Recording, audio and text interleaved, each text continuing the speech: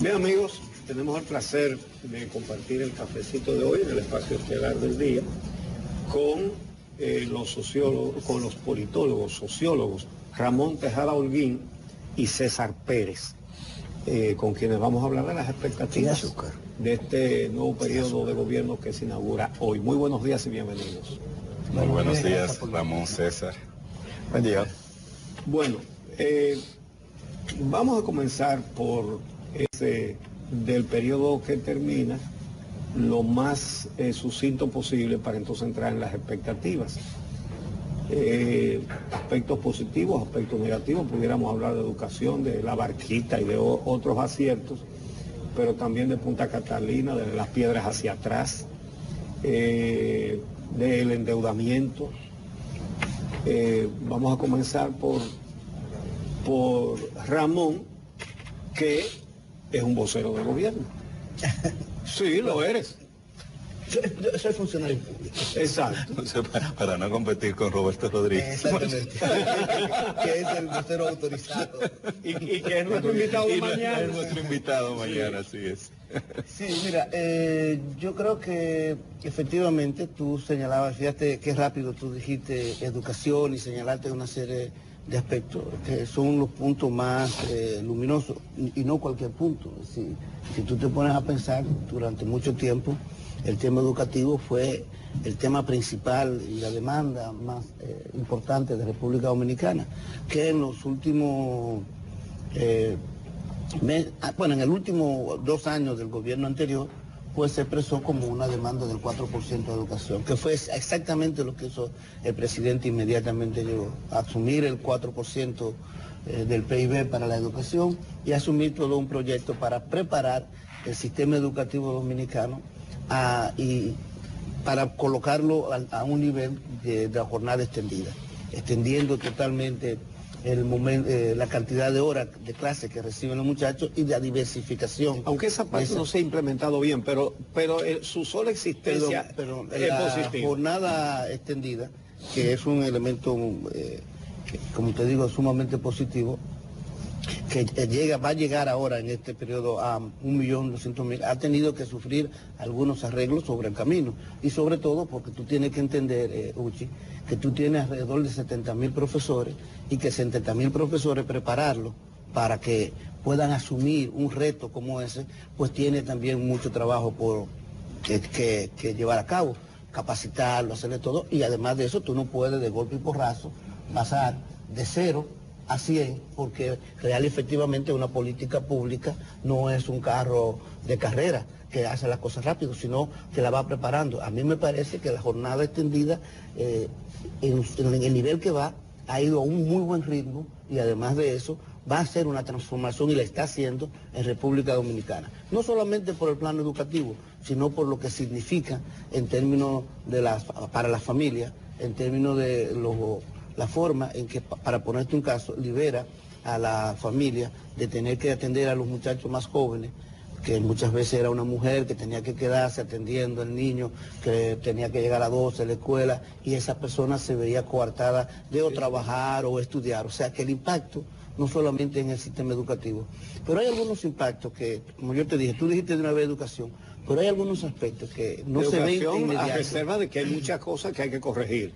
Ahora, la sola inversión marca una diferencia y la tanda extendida. Y no ha sido la sola inversión. Se ha hecho un esfuerzo enorme. Para ponerte un caso, cuando el gobierno llegó, había alrededor de, ¿cuánto se gastaba en capacitación para profesores? No se gastaba ni siquiera 1.000 millones y se está gastando en este año 3.000 millones de pesos para capacitar a los profesores y ponerlo al día en lo que tienen que hacer, sin contar lo que viene con República Digital. Yo creo que en ese plano es mucho más las luces que lo que se puede decir. Y claro, insisto, lo que tenemos que tomar en cuenta es que una política pública tú no la puedes instaurar ni por decreto ni de golpe y porrazo. Pero lo que te quería decir, eso es un elemento muy evidente en términos de lo que son los aspectos positivos en la evaluación de este gobierno. Pero, por ejemplo, hay otros aspectos muy importantes que a veces son pasados por alto. Para ponerte un caso, tú señalabas en algún aspecto algo relacionado con lo institucional. Si tú pones a pensar lo que ha significado los cambios que hay en compras y contrataciones públicas, lo que ha significado como ahorro y además de eso como un elemento que te salvaguarda de ciertos elementos de corrupción. Y no solamente eso, sino la forma en que ha estimulado a las microempresas, y sobre todo a las microempresas dirigidas por mujeres. Bueno, recientemente se acaba de publicar un estudio que así lo dice. Pero fíjate un asunto, muchas veces que hay cosas que no se ven de esa manera. Uno de los elementos que podría estimular cierto tipo de corrupción, que no es una corrupción gubernamental propiamente, bueno, quiero decir sistémica, sino gente que tenía ciertas informaciones y le solicitaban a una gente, mira, el cheque tuyo que te lo voy a sacar y todo eso. Tú sabes que en el gobierno en este momento hay una herramienta dirigida por la Contraloría, de cada proveedor del Estado, cada institución que es proveedora del Estado, microempresa, pequeña empresa o gran empresa, puede inscribirse en ella y ver desde el momento en que es solicitado su cheque por todos los pasos que va pasando. Lo que evita que cualquier sabio venga a decirte, mira, yo tengo, tú sabes, unas relaciones. Yo te saco. No. Ya la persona misma, la misma persona puede ir viendo y tú te pones a pensar lo que ha sido la cuenta única del Tesoro. ¿Sabes cuántas cuentas existían con una gran cantidad de instituciones, miles de cuentas? Y eso se ha reducido sustancialmente, se han eliminado más de 3.000 cuentas. Y ha sido, la gente quizás dice, pero ¿y qué importa? Pero todavía no se ha llegado a una sola. No. Como te digo, mira, es que vamos a estar claros. Tú no puedes resolver una deficiencia de 50 años de atraso. Tú no puedes resolver una deficiencia de golpe y porrazo en 3, 4 años. Es lo que quiero, siempre he dicho, una evaluación que debe hacerse de un gobierno, un país como el nuestro, tiene que tomar en cuenta sobre todo, no solamente lo que se ha hecho, que es importante lo que se ha hecho, sino también hacia dónde marcha eso que se ha hecho. Claro, ahí vamos a llegar. Nos gustaría saber la evaluación que hace César Pérez de esta gestión de gobierno.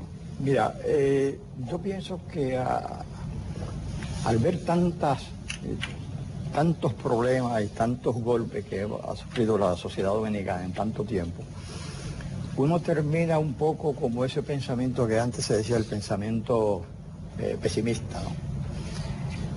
Yo creo que Ramón es sociólogo, lo presentó Uchi como sociólogo tú eres, ¿no, Ramón? Sí. O sea, y Ramón sabe muy bien que cuando se va a evaluar cualquier fenómeno, en este caso un gobierno, lo primero que hay que evaluar es hasta dónde ha avanzado la calidad de la democracia dominicana, hasta dónde ha avanzado una situación donde se pueda decir la sociedad dominicana está en mejor situación. O sea, la queja generalizada en nuestro país es que nosotros vamos muy mal como sociedad. O sea, un retraimiento hacia los procesos de cambio, un desorden en todo las cuestiones de la vida, en el transporte, en las relaciones interpersonales.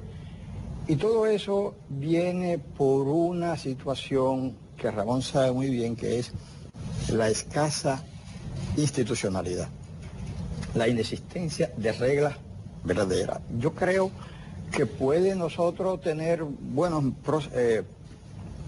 esos avances que tú dices, que es cuestionable. O sea, yo creo que tú no puedes, no hay elementos para decir, para evaluar de manera definitiva lo que ha sido la educación, eso es el tema de la educación. O sea, se ha construido muchas viviendas, muchas escuelas, pero evidentemente detrás de todo eso sabemos que ha habido un manejo no adecuado de esa construcción. Y eso, la cantidad de escuelas... ¿En qué sentido, César? Bueno, corrupción alrededor de la asignación, del problema de la ISOE, toda una serie de temas que en poco tiempo es difícil, para que no se vaya a la esencia de lo que uno quiere decir, abundar. No se puede abundar sobre eso. Entonces, todos sabemos que ningún proyecto tú lo puedes evaluar al inicio, ni se puede evaluar sobre la base de indicadores materiales, o sea, de indicadores de la cantidad, de la cuantía de la inversión.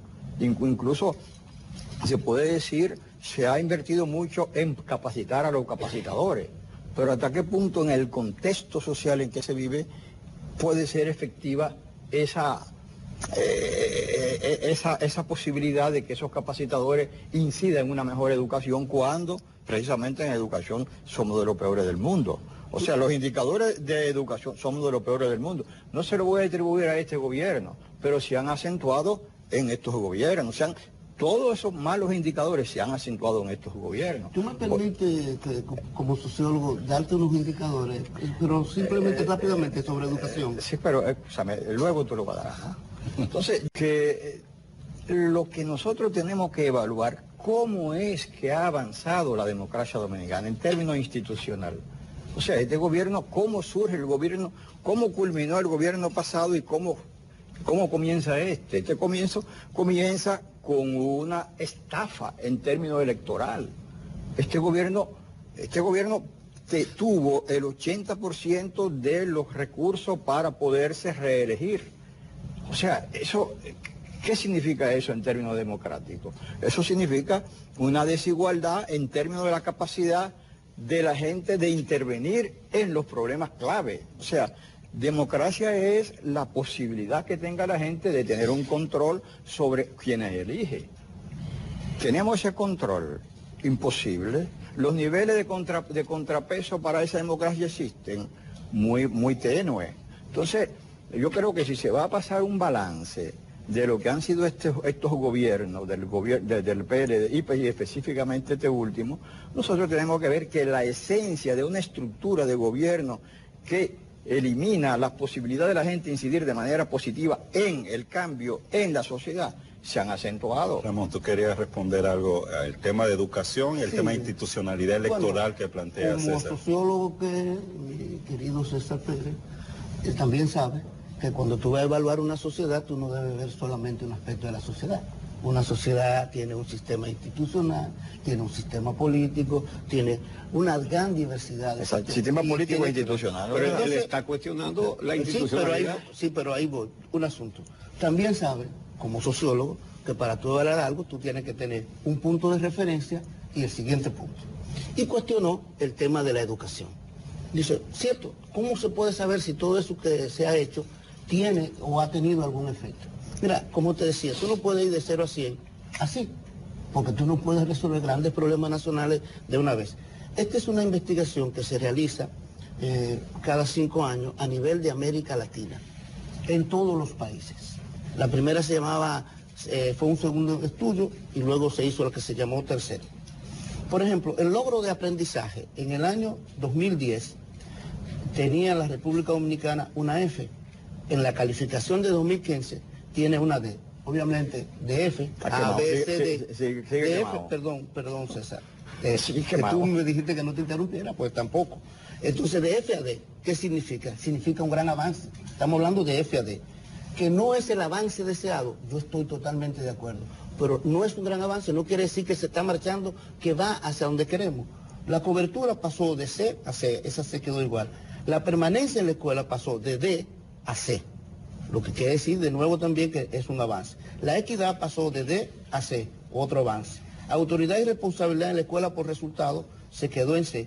El financiamiento pasó de F a B, obviamente porque ha sido la profesión docente de D a C, otro avance.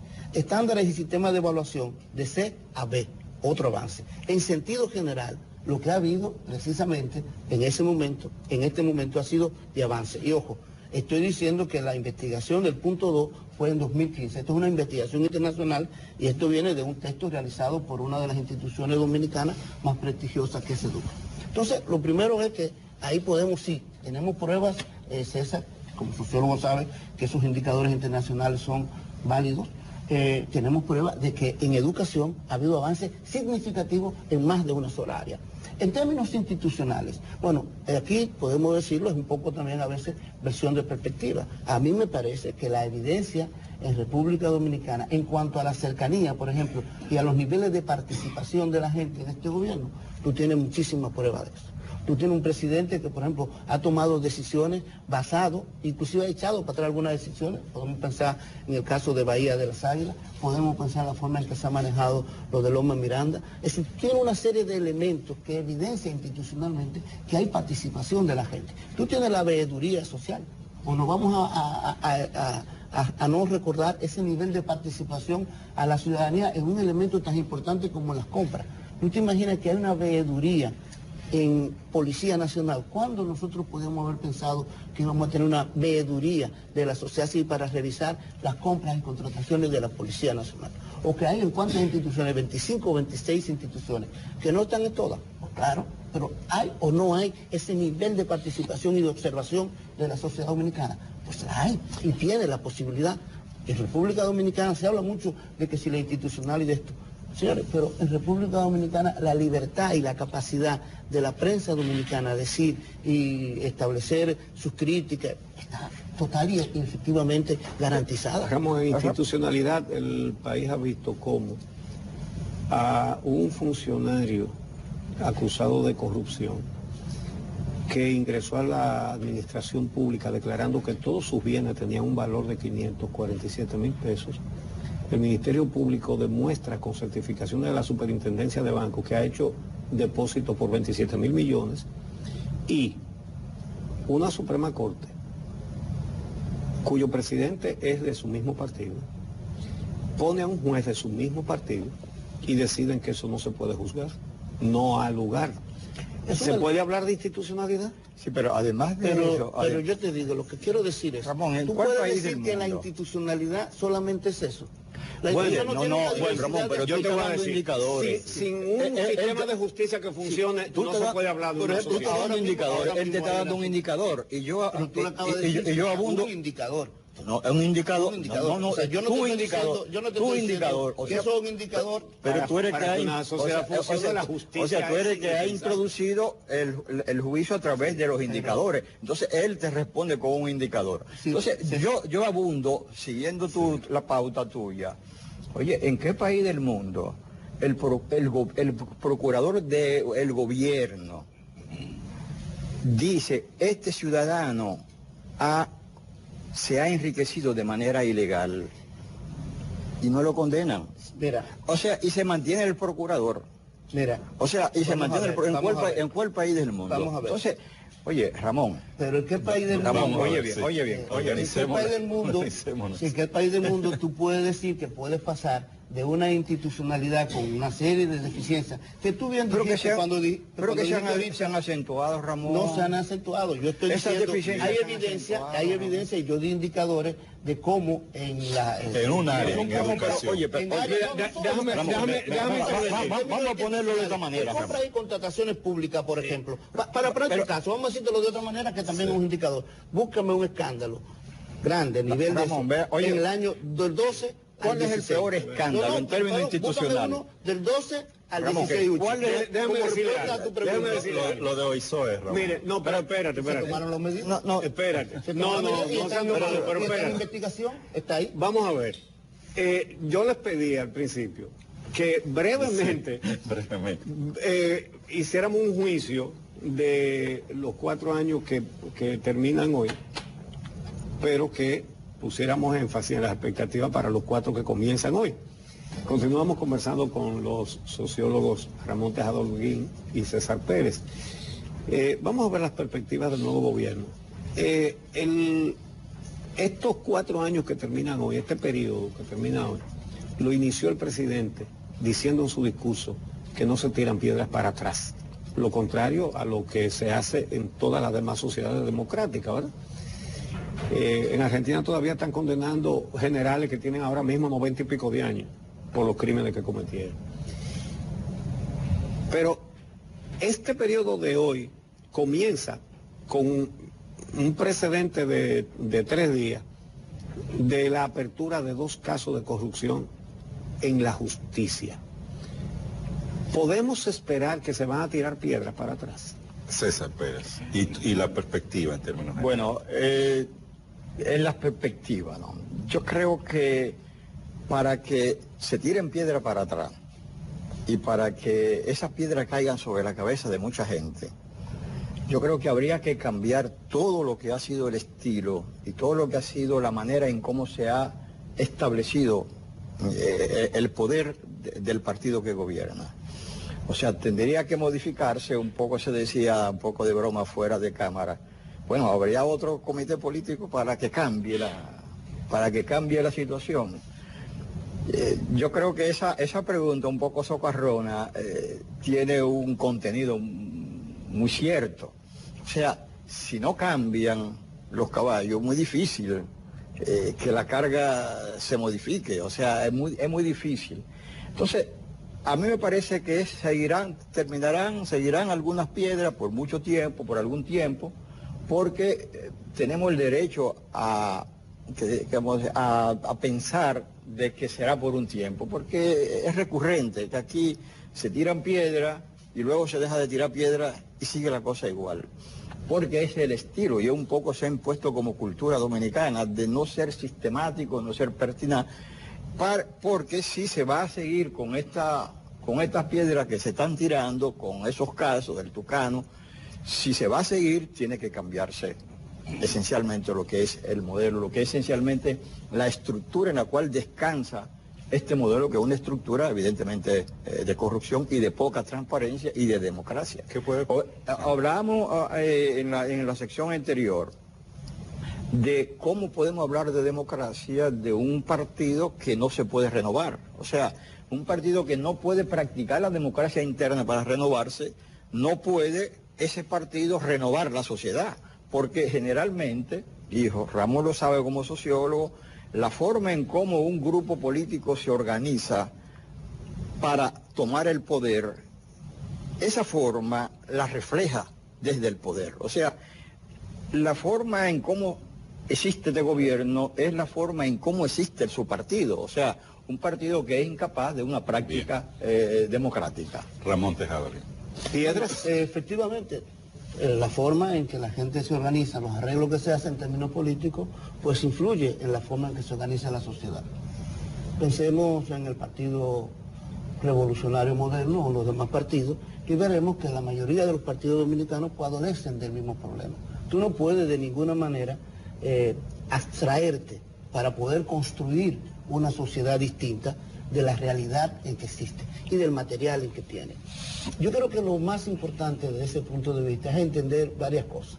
Y por suerte los televidentes viven en la República Dominicana, entienden la República Dominicana y además de las que entienden la República Dominicana saben si se sienten o no que viven en una democracia y en un país si está mejor o peor que antes. Y yo estoy seguro que, como dicen todos los indicadores, estamos bastante mejor que antes. Y no solamente eso, sino que hay varias cosas que se van a reiterar en este gobierno, cosas que ya existen actualmente. Por ejemplo, ese tipo y ese nivel de relación entre las autoridades expresada por el presidente de la República y la gente, ese sentir un presidente cercano a las personas que se expresa a través de la visita sorpresa, para poner un ejemplo, que han sido a un nivel tal, la visita sorpresa, que una institución que sabe, por ejemplo, César Pérez como sociólogo, como el PNUD, a nivel de un prestigio mundial prácticamente, ha dicho que contribuye grandemente a la gobernabilidad, una institución de las Naciones Unidas de esa naturaleza.